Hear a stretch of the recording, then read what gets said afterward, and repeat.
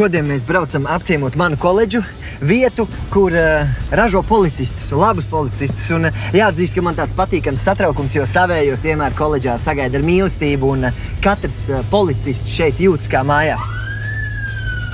Laikam kaut kādas mācības, mēģināsim neiztraucēt. Brauc. Tā. Sveiki, puiši! Policija! Ārā! Tas ir neliels pārpratums. Nepretojies!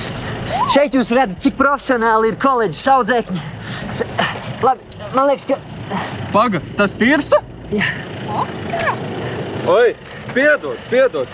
Mani sauc Oskars Tirsa, un es esmu šeit, lai parādītu jums valsts policijas koledžu.